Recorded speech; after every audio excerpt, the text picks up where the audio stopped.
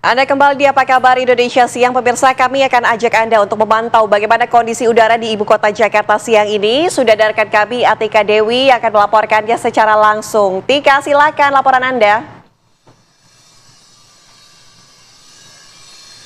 Ya, Ana Vena dan juga pemirsa, benar sekali memang akhir-akhir ini kita semua merasakan dan juga dapat merasakan bahwa kota Jakarta sedang dilanda polusi udara yang cukup parah. Yang mana per siang hari ini saja kota Jakarta ini kualitas udaranya masuk ke dalam kategori tidak sehat.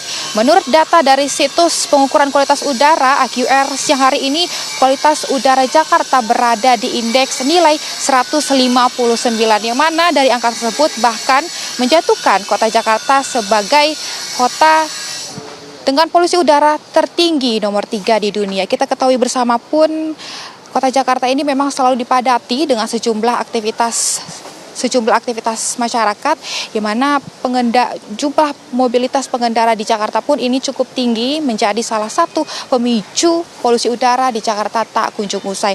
Tentunya ini menjadi kekhawatiran kita bersama, Ana, Vena, dan juga pemirsa. Dan untuk mengetahui lebih lanjut seperti apa tanggapan dan juga dampak yang dirasakan langsung oleh masyarakat, sudah bersama saya dua narasumber siang hari ini. Halo Mas, boleh kita berbincang sedikit dengan pemirsa TV One. Mas, dengan Mas siapa? Nama saya Ibnu Adam. Nama saya Rizky Ramadhani. Oke, Mas Ibnu dan Mas Rizky, boleh kan akhir-akhir ini polusi udara di Jakarta sedang tinggi. Bahkan kota Jakarta ini menjadi kota nomor 3 tertinggi dengan polusi udaranya gitu. Seperti apa sih tanggapan dan dampak yang dirasakan oleh Mas Ibnu dan Mas Rizky pribadi rasakan? Oke, kalau dari saya pribadi sih Mbak, karena kebetulan juga saya ini tinggal di Cibinong dan PP Cibinong Jakarta cukup merasakan sekali ya gimana dampaknya. Kalau saya naik motor tuh emang polusinya tuh cukup terasa sekali dan kadang tuh kalau lagi jalan sampai nyesek-nyesek juga karena polusi udaranya tuh udah menurut saya lumayan kurang baik sih. Kalau dengan Mas Rizky sendiri gimana? Baik, menurut saya sebagai masyarakat Jakarta, bisa dilihat sekarang bahwa cuaca tuh kayak panas banget. Itu bisa diakibatkan dari polusi udara yang semakin tinggi dan menipisnya jarak pandang kita untuk melihat dari kejauhan itu diakibatkan oleh polusi udara yang semakin meningkat di Jakarta. Mungkin itu sih. Berarti kalau dari Mas Ibnu karena emang perlu jarak yang jauh ya untuk sampai ke kampus, dan kalau Mas Rizky juga jarak pandangnya. Oke, Mas Ibnu dan Mas Rizky, terima kasih atas tanggapan dan juga dampak yang dirasakan langsung oleh kalian mengenai polusi udara Jakarta yang cukup tinggi. Yaitu pemirsa, tanggapan dari masyarakat mengenai polusi udara dan bahkan Jakarta ini menjadi kota tertinggi nomor 3 dengan polusi udaranya. Demikian, kembali ke studio Ana Vena. Baik, terima kasih Atika Harahap atas laporan Anda langsung dari Jakarta. Ya, saya akan kembali melanjutkan dialog kita bersama dengan narasumber, tapi izin Pak, saya mau kembali ke Pak Rasio terlebih dahulu. Pak Rasio, berbicara dengan apa yang sudah dikatakan oleh pihak pemerintah, ini diantaranya mendorong upaya lahan hijau begitu. Apa yang kemudian paling direkomendasikan dan akan dilakukan oleh KLHK ataupun pemerintah untuk mengatasi masalah kualitas udara? Apakah penggunaan transportasi umum atau mungkin sangat disarankan atau didorong penggunaan kendaraan-kendaraan listrik di masyarakat sekitar Jakarta? Pak Rasio. Ya, tentu dalam menyelesaikan persoalan ini kan tadi saya jelaskan, kita harus pahami dulu apa sumber-sumber pencemar penyebab penurunan kualitas udara Jakarta ini. Ya, pertama adalah berkaitan dengan emisi di kendaraan bermotor. Ada beberapa langkah harus kita lakukan. Pertama, kita harus pastikan juga bahwa kendaraan-kendaraan bermotor kita ini yang masuk ke Indonesia ataupun diproduksi di Indonesia ini benar-benar kendaraan bermotor yang beremisi rendah. Itu baik yang akan kita dorong berkaitan dengan penggunaan bahan-bahan bakar yang ramah lingkungan maupun juga sumber kendaraan listrik. Ini harus kita dorong lakukan itu. Ya, di samping itu juga tentu juga kita harus lakukan upaya-upaya pengawasan untuk memastikan bahwa kendaraan-kendaraan yang ada di jalan-jalan yang sekitar kita ini benar-benar kendaraan yang memenuhi ya emisi ataupun aturan emisi berkaitan dengan kendaraan tersebut. Di samping itu juga tentu pengaturan transportasi juga sangat penting. Kita harus bisa memastikan bahwa pengaturan transportasi juga sangat penting berkaitan dengan traffic management-nya.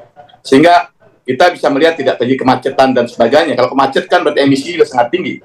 Di samping itu juga tentu juga kita harus dorong upaya-upaya ya untuk penguatan berkaitan dengan sumber-sumber yang dapat menyerap emisi tersebut. Khususnya saya sampaikan tadi adalah pembukaan lahan-lahan terbuka hijau, ya, karena kita tahu kawasan terbuka hijau juga mampu untuk menyerapkan emisi. Ini kalau dari kendaraan bermotor, ya, saya ulas sampaikan kembali bahwa kita gunakan teknologi kendaraan bermotor yang ramah lingkungan, ya, itu juga baik teknologi beremisi rendah, termasuk juga penggunaan kendaraan-kendaraan elektrik. Kemudian kita pastikan juga kendaraan-kendaraan tersebut, ya, saat berada di jalan raya bisa memenuhi standar-standar baku mutu emisinya. Dan yang tidak kalah penting juga kita siapkan juga, ya, sumber-sumber ataupun alat-alat untuk mengurangi emisi mereka. Tadi saya sampaikan lahan terbuka hijau, termasuk juga kita dorong untuk penggunaan publik transportasi. Ini langkah-langkah yang dilakukan berkaitan dengan emisi kendaraan bermotor. Sama juga, hampir sama berkaitan dengan industri-industri, karena kita tahu industri juga merupakan sumber pencemar. Maka kita dorong juga teknologi ramah lingkungan dalam industri-industri kita. Kita lakukan juga upaya-upaya pengawasan untuk kepatuhan, sehingga mereka bisa benar-benar memastikan emisi dikeluarkan dari sumber industri tersebut dapat memenuhi pengendalian emisi yang kita butuhkan.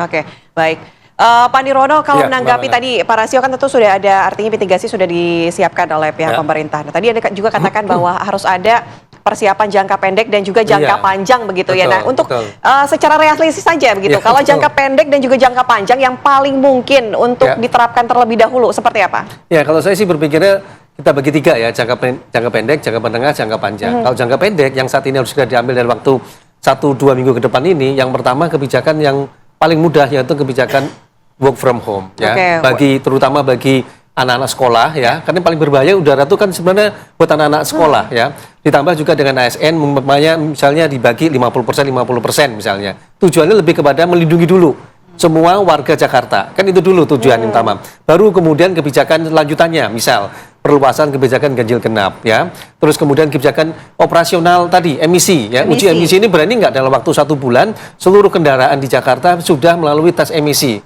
Ya, karena dalam perkembangannya itu baru sekitar 10%, Mbak. Jadi kalau kita bicara 3 juta itu baru berapa nih? 10% itu cuma sekitar berapa? 30 ribuan ya. Jadi PR kita masih banyak sekali kendaraan yang perlu mengujikan uji emisi. Ini ternyata mudah diucapkan, tapi dalam pelaksanaan di lapangan ada kesulitan, baik dari Dinas Lingkungan Hidup terutama dan juga terutama dari pihak kepolisian. Karena apa? Bagi kendaraan yang seharusnya tidak lolos uji emisi itu dikenakan sanksi. Ya, ada sanksinya sebenarnya, tetapi dalam pelaksanaannya belum berhasil sehingga baru 10%. Ada 90% kendaraan yang belum lolos uji emisi. Ini kan perlu percepatan, 1 bulan, 2 bulan, karena operasional juga harus dilakukan. Nah, ini jangka pendek yang paling dekat ya. Tapi yang tadi dikatakan Pak Rasio sudah benar, tapi ini kita bicara jangka menengah, jangka panjang tadi, seperti penertiban pabrik, terus kemudian perubahan dari PLTU ke energi baru terbarukan, sampai dengan tadi umpamanya tindakan tegas kepada pabrik atau kegiatan masyarakat yang membakar sampah terbuka misalnya. Ada tindakan-tindakan seperti itu juga ya, harus paralel. Baik. Betul. Terima kasih Pak Nirwono sudah bergabung sama kami. Sebelum juga ada Pak Rasio ya. Terima kasih banyak sudah waktunya di Apa Kabar Indonesia Siang. Tentu ini juga mungkin bisa jadi perhatian kita semua ya untuk sama-sama menjaga lingkungan ataupun kualitas udara di tempat kita tinggal. Terima kasih Bapak-bapak atas waktunya. Selamat siang.